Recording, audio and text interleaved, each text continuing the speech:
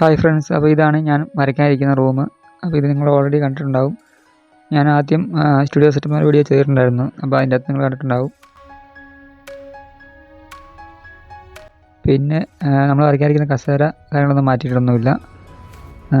പിന്നെ ഞാൻ വരയ്ക്കുന്ന ഒരു ഗ്ലാസ് പീസിൻ്റെ മുകളിൽ വെച്ചിട്ടാണ് വരയ്ക്കുന്നത് കേട്ടോ. പേപ്പർ അതിൻ്റെ മുകളിൽ വെച്ചിട്ടാണ് ഞാൻ വരയ്ക്കുന്നത്.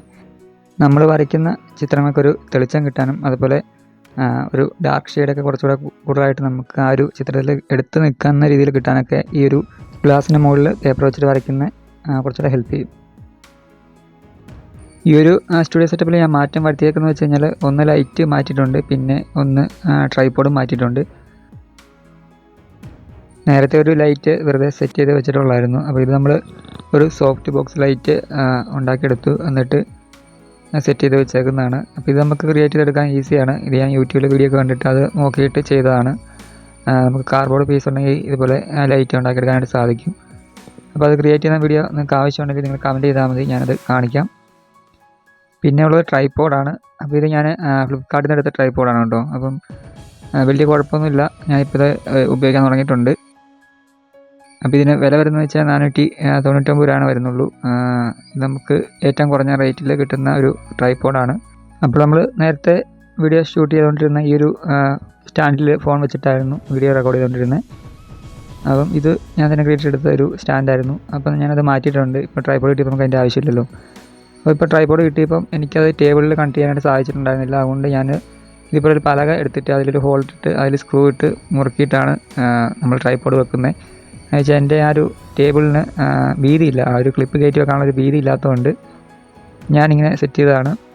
എന്നിട്ട് ഞാൻ ഇതിലേക്ക് ട്രൈപോഡ് ഇറക്കി വെച്ചിട്ട് ട്രൈപോഡ് മറിഞ്ഞു പോകാണ്ടിരിക്കാൻ വേണ്ടി പഴയ ബാറ്ററിയും അതുപോലെ കാര്യങ്ങളൊക്കെ എടുത്ത് വെയിറ്റ് വെച്ചിട്ടുണ്ട്, നമുക്ക് മറിഞ്ഞു പോകാണ്ടിരിക്കാൻ വേണ്ടിയിട്ട്. അപ്പം ഇപ്പം ഞാൻ വെച്ചേക്കുന്നത് ഈ ഫോണ് ഞാൻ നോക്കി വരയ്ക്കാൻ ഉപയോഗിക്കുന്ന ഫോണാണ്. ഞാനിപ്പം വീഡിയോ എടുക്കുന്ന ഫോണാണ് ഞാൻ ശരിക്കും അവിടെ ട്രൈപോഡ് വെക്കുന്നത്. അപ്പോൾ ഞാൻ പഴയ ഫോൺ വെച്ച് നിങ്ങളെ കാണിച്ചത് മാത്രമേ ഉള്ളൂ. അപ്പം ഈ ട്രൈപോഡ് കൊണ്ട് നമുക്ക് വളരെ ഈസി ആയിട്ട് വീഡിയോ റെക്കോർഡ് ചെയ്യാൻ സാധിക്കും. നേരത്തെ എന്ന് വെച്ച് കഴിഞ്ഞാൽ ഞാൻ ആ ഒരു സ്റ്റാൻഡ് ഉപയോഗിച്ച സമയത്ത് അതിൽ നമുക്ക് സ്റ്റാൻഡ് എന്താ പറയുന്നത് താഴ്ത്തിയൊന്നും വെക്കാൻ സാധിക്കത്തില്ല. ആ ഒരു അകലത്തിൽ തന്നെ വെച്ച് നമുക്ക് വീഡിയോ ഷൂട്ട് ചെയ്യാൻ സാധിക്കത്തുള്ളായിരുന്നു. അല്ലെങ്കിൽ നമ്മൾ സൂം ചെയ്യണമായിരുന്നു. സൂം ചെയ്യുന്ന സമയത്ത് വീഡിയോ ക്ലാരിറ്റി നഷ്ടപ്പെടും. അപ്പോൾ നമുക്കങ്ങനെ ഒരു പ്രശ്നമുണ്ട്. അപ്പോൾ ട്രൈപോഡാണെങ്കിൽ കുറച്ചുകൂടെ ഈസി ആയിട്ട് നമുക്ക് വീഡിയോ റെക്കോർഡ് ചെയ്യാൻ സാധിക്കും.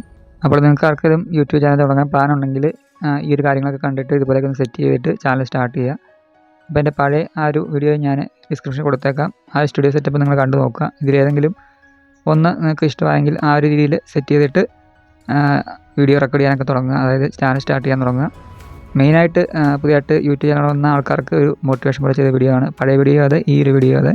അപ്പോൾ നമ്മളിതിൽ ലൈറ്റും അതുപോലെ ട്രൈപോഡും മാത്രമേ ചേഞ്ച് ചെയ്തിട്ടുള്ളൂ. ബാക്കിയൊക്കെ പഴയ പോലെ തന്നെയാണ് സംഭവം സെറ്റ് ചെയ്തേക്കുന്നത്. പിന്നെ നിങ്ങൾക്ക് ആർക്കെങ്കിലും ചാനൽ ഈ പറഞ്ഞാൽ സ്റ്റാർട്ട് ചെയ്യാൻ താല്പര്യമുണ്ടെങ്കിൽ സ്റ്റാർട്ട് ചെയ്യുക കേട്ടോ.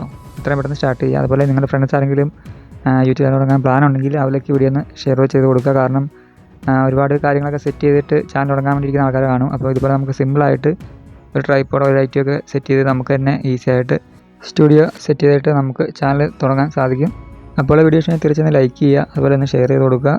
പിന്നെ ഡ്രോയിങ് പഠിക്കാൻ താല്പര്യം ആരെങ്കിലും ഉണ്ടെങ്കിൽ ചാനൽ സബ്സ്ക്രൈബ് ചെയ്യുക കേട്ടോ.